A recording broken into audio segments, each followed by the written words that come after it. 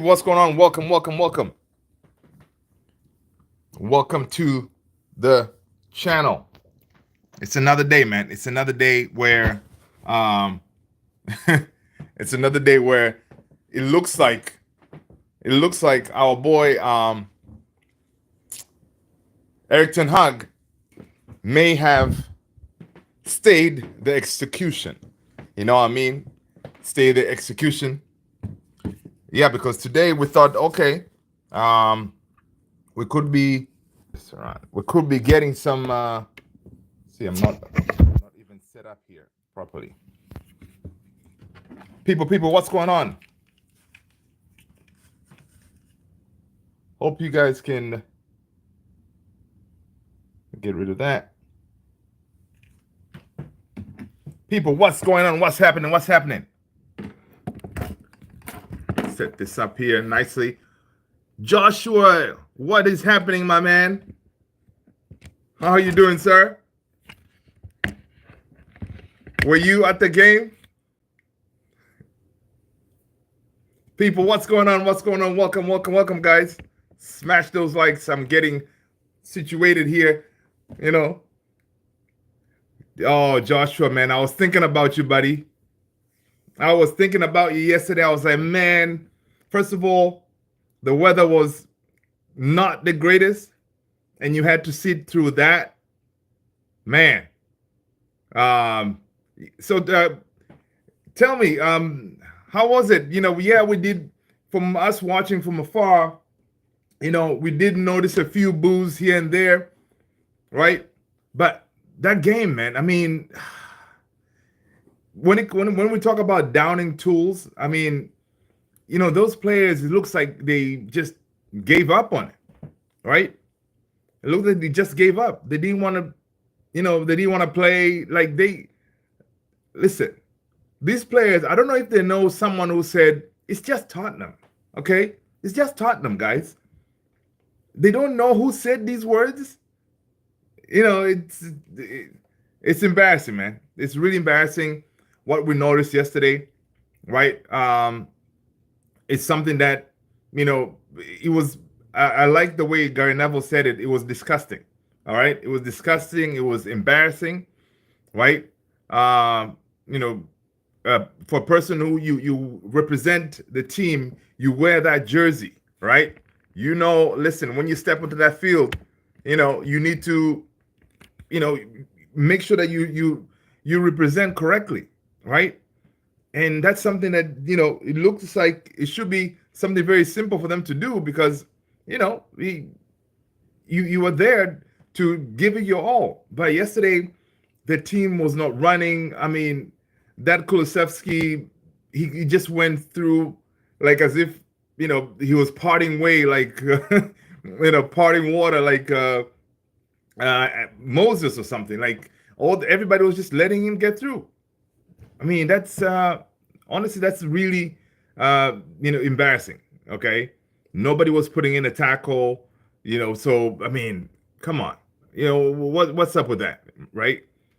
You know, that's something that we as United we're not used to that. You know, we're not used to Tottenham coming to our house and just dominate. They were all over us, right? Tottenham was all over us, and we were just like, okay, what's this? So it's crazy, man. It's crazy. But what I'm saying is, from the reports that I see today, right? From the reports I see today is, you know, I thought, you know, we could get something from today talking about if Ten Hag is going to make it. But, you know, it looks like he got a stay of execution for a little bit, right? For a little bit. And according to reports, I'm looking at Ben Jacobs. He's saying that it looks like Ineos, they may give him, you know, until the Porto Aston Villa game, right?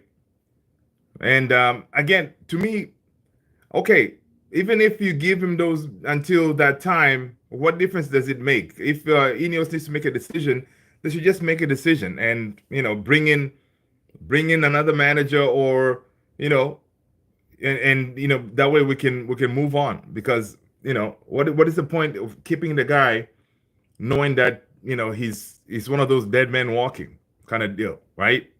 Um, yeah, so it's really frustrating here. Let me see. Okay, all right. Let me see.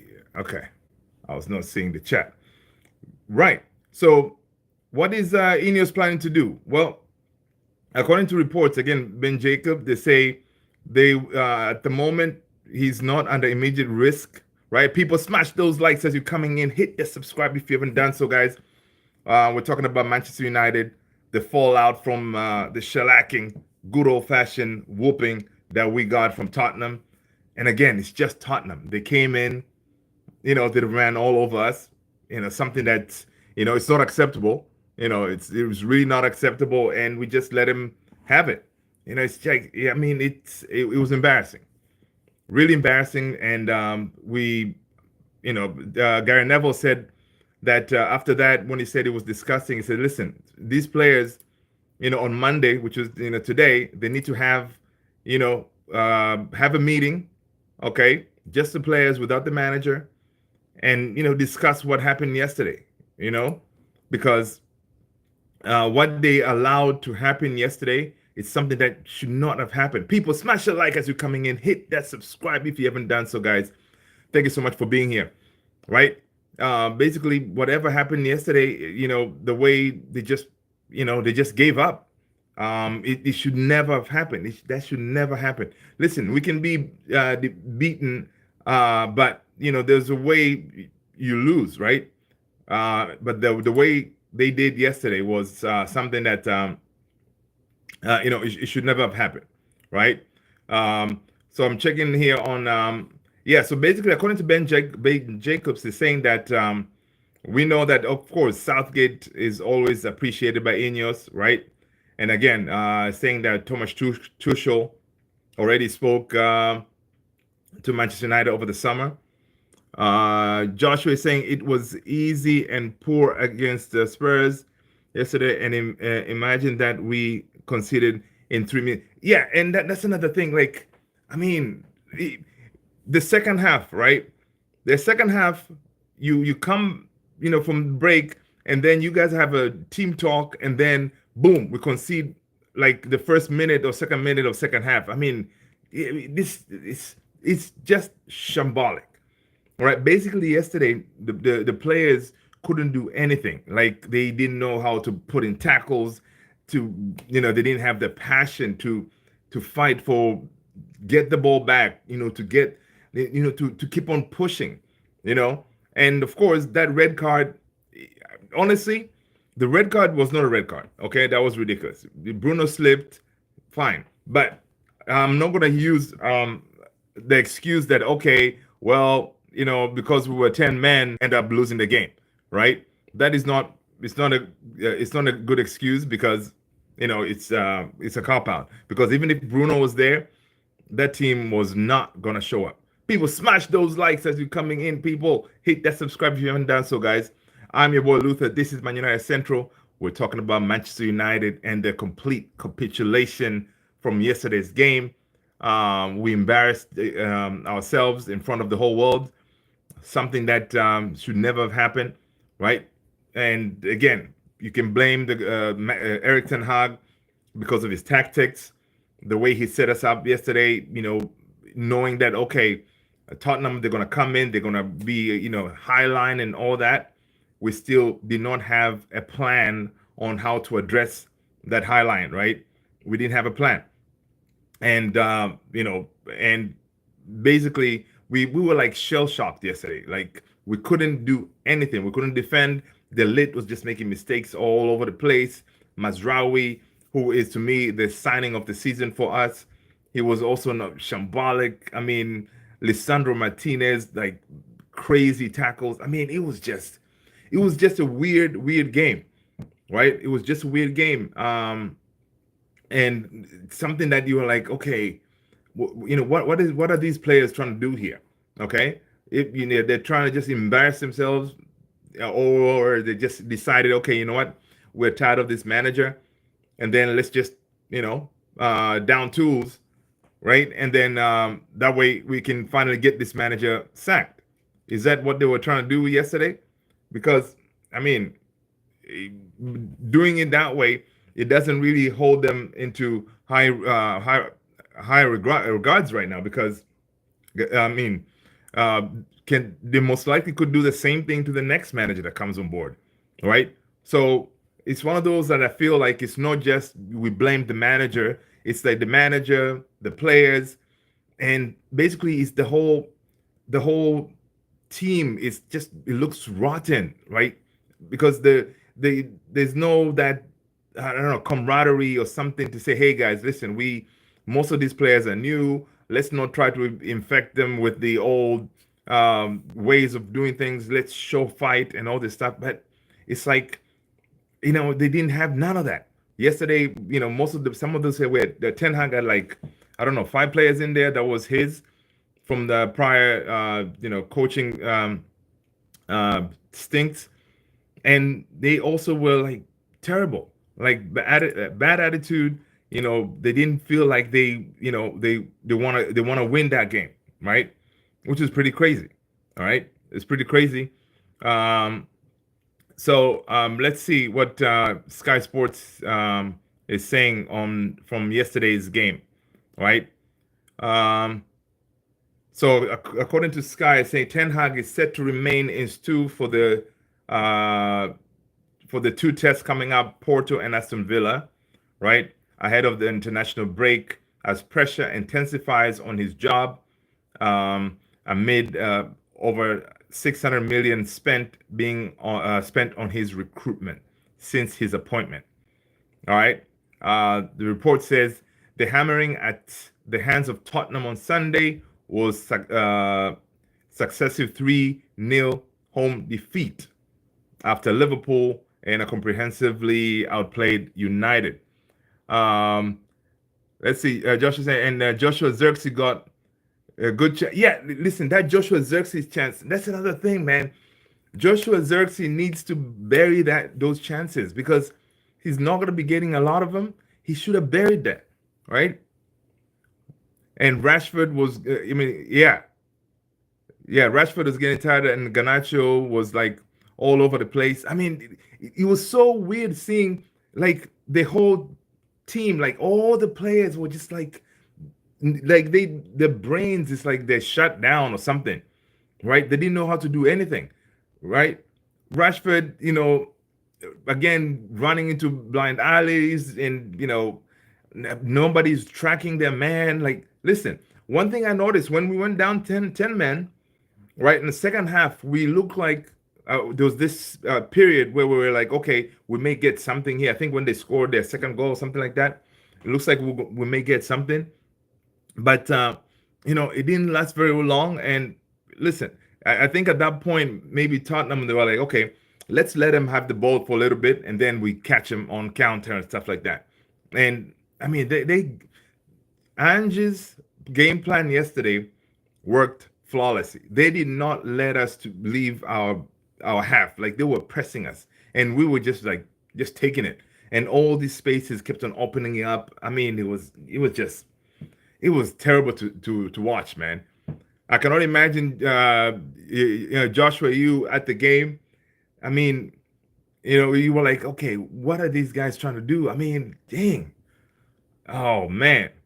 It was terrible. And watching some of them, some of the YouTubers that I watched, one of them was videoing, fans coming out of the Old Trafford. They were like, listen, they people, you can see their faces. Some people were not really like so pissed off. They were just, frustrated and angry, knowing that, listen, there's no way he's going to survive this, right? That's what you could see from some of those clips. People are like, listen, there's no way he's going to survive this. Now, my question is this to all you guys watching is, all right, so Ten Hag gets sacked. It looks like they may wait until the international break, which kind of makes sense, right? Because you don't want to go and sack him today. Like you'll be Ineos will look very reactive, kind of thing. So yeah, waiting until the international break, at least at that time, if any changes need to be made, we do have some time for the person who's going to take over. Most likely is going to be Rude, right? Rude to take over, and then the next game after the international break is Brighton. So we will be going on a run of games that are not um, too bad. Let me pull up the games that are coming up after the international break. Um, 1 second, yeah. Let's check. So we go. So Aston Villa, and then let's see, October 19th.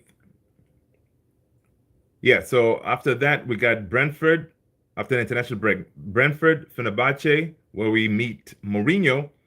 And then we got West Ham, and then Leicester in EFL Cup. So those games coming up after the international break, especially if you're making any changes, as I'm thinking what Ineos is trying to do, it would make sense to make those manager change during that time, because at least if Ruud takes over, Brentford, we sub quote unquote could beat them. Fenerbahce in Europa, we can probably win that one too, and West Ham. So it can kind of give him that bounce that he needs. So, and then after that we got Leicester. So the games coming up, they're definitely winnable.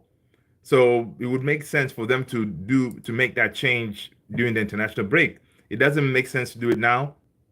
It's only two games coming up for Porto and Villa. Now again, would it make a difference if Ten Hag wins both of those games? I don't think so, because he may win them, and then yeah, if he wins those two games, Ineos, I'm thinking what they're trying to do. Would they try to keep him? And if you decide to keep him after the international break, then you know that at one point we're gonna have a game like Tottenham, like the way we played yesterday, because you cannot trust these players. All right, so it's one of those, like, I think just just cut their losses. International break, bring in Rude, and according to reports, I see that with Rude but Nistro, they're gonna do it differently, because I don't want that. The way we did it with Ole. When Ole took over, went on that run. Ole at the wheel, right? And also in Europa League against Porto, which is scheduled to be October 3rd. Yeah. Um, it was a crazy game. We were crumbling, like, oh, yeah, all over the place. I agree with you, Joshua. Yeah. It was nuts. And also in Europa, yeah, against Porto. Yeah, Porto, we should be able, we really should be able to beat Porto, right? But again, it's not going to be an easy game. Right? So, yeah, so I think if they make that change during international break, okay, give Rude a chance for the games coming up after that, and then we'll see, what happens. But according to what I see, what I've been reading today on reports, is they're gonna do it differently. They're not gonna give Ruud van Nistelrooy the job for the foreseeable future kind of thing, for the long term. Strictly, they said it's gonna be temporary basis, right? So again, they may not let Ruud manage the team all the way through December or something. They may give him a few games while they're trying to finalize who they're going to bring on board, because obviously, I'm glad when I read that, because I don't want them to repeat the same thing where remember Ole took over, went on that run, we were all singing Ole at the wheel, and then next thing Ole got the job, and then it all went to crap afterwards, and Ole got sacked. I don't want another of our legends, getting a sack, or us fans going against them, all this stuff. It wasn't pretty. So ideally, I like that plan, if that's what they're gonna do, where you just give Rude, give him those games, and then until you bring in a more seasoned manager, because that's what they're trying to do. They're trying to bring in someone with more experience, right, to manage Manchester United, instead of giving it to Rude, who, yeah, he does have experience, but they want someone who's more seasoned, right? So I think that plan would be good, right? Interim, you give Ruud the job, and for the few games, and then we need somebody who could be like Pep Guardiola. Yeah, buddy. Yep, yep. And that would be nice. To me, I see the links of Simone Inzaghi. Um, and also, but also the leading candidates now, according to I think it was Ben Jacobs today, they were talking about Southgate, Potter, or what's his name? Newcastle manager. What's his name? Keep on forgetting. I'm having a brain low. Newcastle manager. What's his name? Really?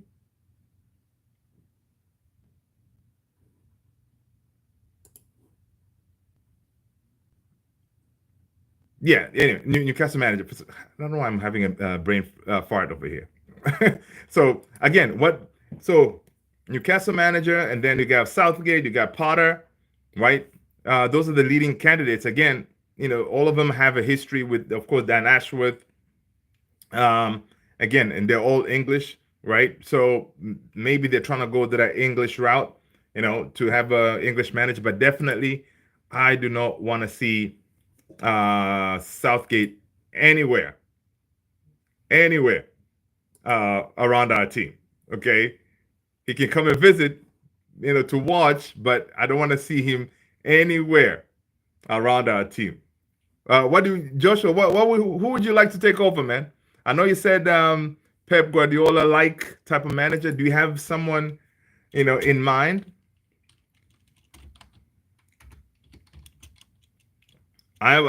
Listen. Today I saw a clip of Graham Potter, talking. I think it was on Monday Night Football. Um, you know, I don't know. Even with him, I don't think he has enough experience to handle that juggernaut of a job, like Manchester United. I mean, it's a whole different beast, right? It's a whole different beast to manage that team. So I don't know if Potter can handle it. He couldn't handle Chelsea, man. I mean, how is he going to handle Manchester United? So I don't know. But one thing is, again, Potter, he said, like, listen, yeah, Gareth Southgate at the Euro 2024, he didn't really play the players in England bench. He didn't really do that. He just played the same formation. Exactly. So, yeah. So Southgate is like, come on. He doesn't have any tactics. Listen, if it's Southgate, oh, Xavi will be nice. Xavi will be nice, but again, I don't see Xavi leaving Barca, right? I don't see him leaving Barca. So yeah, Xavi would be nice. I like the Inzaghi, Simone Inzaghi, right? Simone Inzaghi, I like that idea. Of course, to me, another one is Nagelsmann, right? But again, Nagelsmann is the German national team coach, right? So what will happen if they go the Nagelsmann route? It means you wait for him until his contract ends with the German national team. I don't know, right? But I like Nagelsmann. Definitely not Southgate. I'm glad we're agreeing, people. I'm glad we are agreeing. People, smash those likes as you're coming in, people. Hit the subscribe if you haven't done so, right? So definitely no Southgate, no tactics. Graham Potter at Brighton, he was good. But when he went to Chelsea, yeah, he struggled. So again, I don't know if Potter is the guy. I don't think Potter is the guy, right? Let's see. Yeah, I don't think Potter is the guy. Eddie Howe, that's another one. Again, yeah, he really turned Newcastle around when he took over. But again, be Eddie Howe really the manager for us? I don't know. Yeah, I don't know. Yeah, to me, he's not the manager for us, man. Eddie Howe, no. Yes, again, he has history with Ashworth and that kind of situation. So, yeah, I mean, it's tough. But again, People say, listen, a change definitely has to happen, right? Change has to happen in order for us to, you know, get to at least get to winning ways again, you know, because right now, Man United, we are sitting, where are we? 12th, right? Let's see, Premier League table. Manchester United. Oh my God, we're sitting 13th. Manchester United, we are sitting 13th. Brentford is above us. Wow.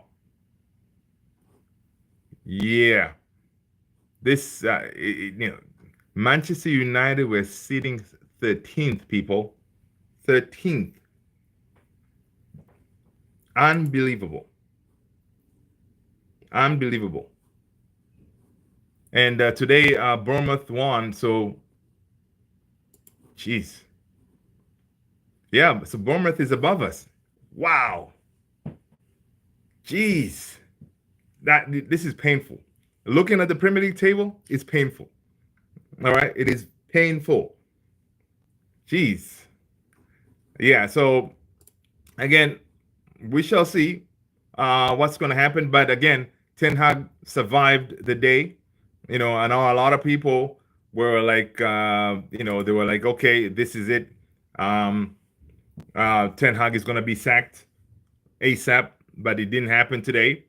So you know, he survived today, and according to reports, he's going to be given until after those two games.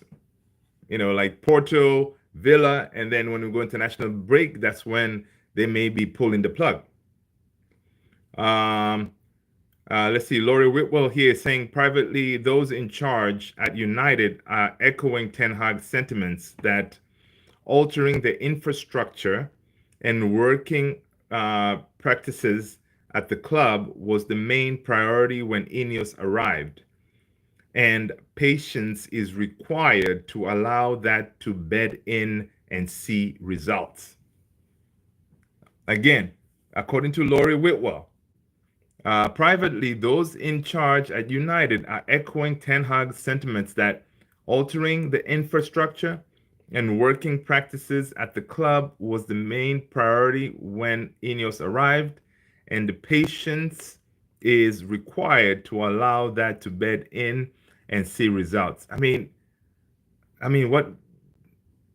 I mean, that statement, okay, and a patience is required, but how much patience, right? Like Ten Hag, honestly, he has been backed. He has been given the players. They've splashed the cash to give to get him what he needs, those ingredients to continue to build. Whereas, you know, we should have been seeing by now some kind of style of play, something, right? Maresca came to Chelsea. Chelsea is already, you see, a style of play from them. Come on, right? Ten Hag, this is his third season. We should have definitely seen something, even if he didn't have his players, right? We should have been able to see something. And now, since some of his players are in, you know, then we could have been okay, something is happening. But listen, man, nothing is happening. You know, playing like yesterday. I mean, how do you justify that? So let me see. Checking here. According to Wesley Snyder, he's saying we now read reports that this week of truth for Erik ten Hag. What's this all about? What if he draws Porto and accidentally beats Aston Villa? That would fix everything? No, right? So what's the policy? This club is already working on maybe appointing a new manager, but at the same time, these two results can change everything. You know, it doesn't make sense, right? Josh is saying this is the third game that has been terrible. It's just not good enough. And he said last season he wants us to be in the top four. But how can we get to top four if we use frustrating tactics? Very good point, right? How do we get to top four? And not only that, we saw Barada. Again, Barada came, it put out that report Project 150. They want to win the Premier League by 2028, right? It's a bold plan, ambitious plan, but we needed to be start already seeing some changes. We needed to start seeing a style of play. And yeah, Ten Hag, ideally, you think is that manager who can, who can build something, right? But we're not seeing that right now. We're not seeing the tactics. With his in-game management is actually terrible, right? Tweaking the plays. When things are not working out, making those changes. He doesn't have that. Does he even know who his best starting 11, right?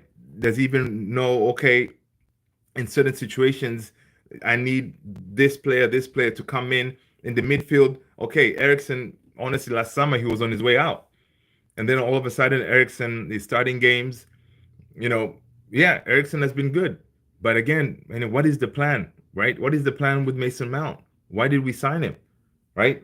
Mason Mount gives us energy, good off the ball, on the ball kind of situation, but what's the deal with that? Another thing, Bruno. Okay, Bruno has had, terrible couple of games. He should have been subbed earlier, or tell him to hold on to the bench.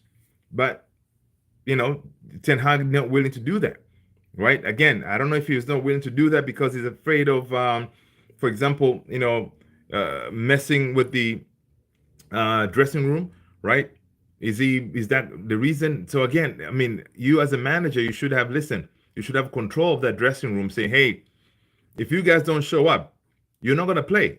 He needs to be ruthless. Saying something could have been like, listen, I'll play the kids, man, because the kids. Personally, I think if you play the kids, the kids will show more grit and fight than what we saw yesterday from all those players that are earning millions of dollars. I mean, it's just it's shambolic, right? And apparently, according to Mail Sport, they're saying United's lack of fight was discussed by senior players at halftime as they called for more resilience and asked why United keep falling apart when they concede a goal, right? And listen, right after that talk they had, they come back in, they concede 2 minutes into the second half. Come on, obviously whatever talk they had at halftime, it didn't do anything, right? So yeah. Again, let's see. According to Chris Wheeler, saying Man United players expect Erik ten Hag to be sacked. Despite him having the support of the dressing room, there is growing feeling among the squad that he can't stop the rot, and the change is inevitable. This is according to Chris Wheeler and Sammy McAbel. Wow. Jay, what's going on, Jay? If we keep losing, then Man United will lose dedicated fans. Jay, listen, welcome, my man. I appreciate you being here. Yeah, I mean, listen, even right now, we are not Man United. We are not united. Okay, this is Man divided. Man United divided or something. Because right now, sometimes I was one who really wanted this manager to work out for us, right? So I was never Ten Hag out. But there are groups out there, people who wanted this guy gone since last season. And it's one of those, like, you are like, okay, I was willing to say, hey, give him the players that he needs, build the structure around him and see what happens. But it did not happen. He was given those things, nothing. We don't see anything. We don't see any progress, right? I mean, come on. It's one of those, like, watching the game yesterday, it was terrible. And again, he doesn't know his players. Like, he brings in Ugarte comes into the team, and then automatically he's looking like crap because he's not the system that he puts out. It's not designed to really help the players to perform to the highest level, right? So again, it's a system issue, coaching issue. And you would think, okay, he was also given assistance with like the likes of Ruud van Nistelrooy, Rene Hake. I mean, and they helping him say, hey, dude, this is how you need to do it? Or is it one of those like he takes input and say, listen, it's my decision. I'm going to go play my way, right? Like the way, okay, Dalot inverting into the midfield. When he inverts into the midfield, that it opens up that left back situation, right? And then when the left back is open, all right, and then that creates an opening because Rashi doesn't really track back like that. So I mean, it's just nuts, right? It's just nuts. I mean, it's something that you are like, okay, you as a manager, right? You should you see all these things, right? You see, listen. I know Ten Hag is probably a good tactician. He knows all these things, but probably it's his delivery, right? He doesn't know how to bring it to the players, right? To make them buy into what he's trying to do, right? And that's part of his job, right? You as a manager, you should be able to say, hey, listen, this is how we're gonna play A, B, C, like that, and then you expect them to go out there and execute. But it looks like he doesn't have a way of putting that message across, right? Like yesterday, I don't know if Joshua, you saw it. Joshua was at the game, Jay, um, where there was a time where I think there was an injury, and you'd expected the players to go to the manager to get more instructions, kind of thing. But that didn't happen. I think it was only Garnacho who came to the manager. Like all the players, they were just like, they didn't kind of go, hey, manager, we're getting killed here. Give us like some tactics. Let's move things around. Bringing in Casemiro, Ericsson, they didn't do anything yesterday. They didn't do anything. So again, I mean, it's sad to see that you're gonna see him going, but again, he was given chance, right? He was given another season, and it didn't work out. People, smash those likes, hit that subscribe if you haven't done so, guys. Let's see what Rob Dawson is saying. Rob Dawson is saying Man United believe they're well prepared to make a change of a manager if results and performances do not improve. Promoting Ruud van Nistelrooy, at least in the short term, is considered a viable option if a change becomes necessary. So that's what Rob Dawson is saying. Chris Wheeler is saying, like, although he still has support of the dressing room, there's growing feeling among the players that he cannot stop the rot and that change is inevitable, right? Some Manchester United players were surprised that Ten Hag was not sacked this summer. Jeez, all right. Yeah, I mean, it's definitely a frustrating situation, right? Definitely a frustrating situation right now. Man United, again, I was looking at that Premier League table. I suggest you guys don't look at it, man. We're sitting 13th. Man United sitting 13th. Bournemouth is above us. Nottingham Forest is above us. Brentford is above us. I mean, this is nuts. And if we continue losing, we're going to continue going further down the table. I mean, that's something that should not happen. 6 games in, Man United should never be sitting on 13th in the league. Come on, that's a disgrace, right? It's a disgrace. Definitely something has to change. I don't know if the next 2 games coming up they'll make a difference. We could win them, but definitely it looks like Ten Hag is on his way out the door. Yes, it did not happen today. He survived today, right? I can only imagine what's going on in his head. He's probably thinking like, if it was me, I would go to Ineos and say, listen, guys, I tried with these players, okay? Just let me go, okay? But the problem is now Ineos has a problem where to sack Ten Hag is going to cost them like 17.2 million, right? Where does that money come from?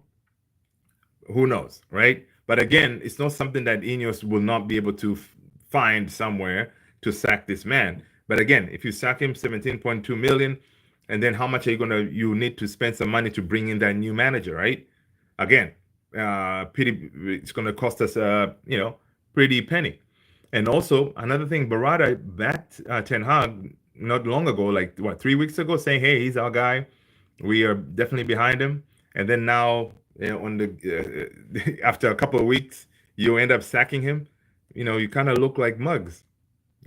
So it's a very tricky situation, right? And again, we see these reports that Ineos are known admirers of Southgate and Potter, and both would likely be candidates should the change be made. Ineos have tried in the past to bring Potter to Nice. Potter has been paid by Chelsea through September as part of the settlement and has admitted he is ready to get back into management after leaving Stamford Bridge in April of 2023. And now he's not working. Okay, so he's available. Would you guys take Graham Potter? I mean, if I was to choose, man, Potter or Southgate, Potter all day. All right, Potter all day. Okay. Another one that I personally I would like Simone Inzaghi. Another one, it says this is according to Crossy Daily Star. Again, don't trust Star. Simone Inzaghi has emerged as a serious contender to become the next Manchester United boss if Ten Hag is sacked. Right. So, it, who knows? I know Ineos have a plan. I'm sure they have a plan because, again, they're footballing people. They definitely have a plan, and I'm sure they have had conversation about it. Listen, how long do we give Ten Hag till before we relieve him of these duties? So of course they have someone already lined up, I believe, right? Because I don't think they're going to start doing a whole bunch of interviews now. They've already done a whole bunch of interviews during the summer when they were doing that strategic review, right? So they do have a portfolio of contenders, right? So we shall see. Definitely, listen. A lot of people that were talking about McKenna. Listen, McKenna, I don't think he's ready. All right, McKenna is not ready. Okay. McKenna is not ready for Manchester United. He needs more experience in the Premier League before he ever considers coming to take over Manchester United. Now, again, maybe because he's McKenna is known as a tactical genius.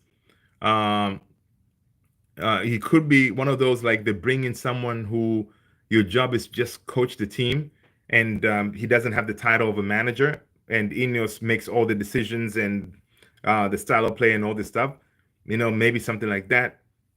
Who knows? But again, I don't think McKenna is that guy. They need someone with huge experience to handle that the juggernaut of Manchester United, right? So, guys, listen. Let me know what's your predicted, top 3 managers you would like to replace Ten Hag. Leave them in the comment and make sure to smash those likes. Again, I know it's frustrating, guys. Hang in there, all right? Hang in there. Better days ahead, hopefully soon, all right? And you know what? If you're getting frustrated with the Manchester United, just don't follow any social media. Don't watch the news, and just keep it moving, man. Give yourself your mental a break. That way, you don't go nuts, because this team can drive us crazy, people. Make sure you prioritize your mental health and, switch off from Manchester United. Give yourself a break. Whatever happened is going to happen, and, hopefully, things will change, right? Guys, I appreciate you being here. Thank you so much, Joshua J, for supporting the channel. Everybody that's here, smash those likes, hit that subscribe. I'll talk to you all in the next one. Peace out.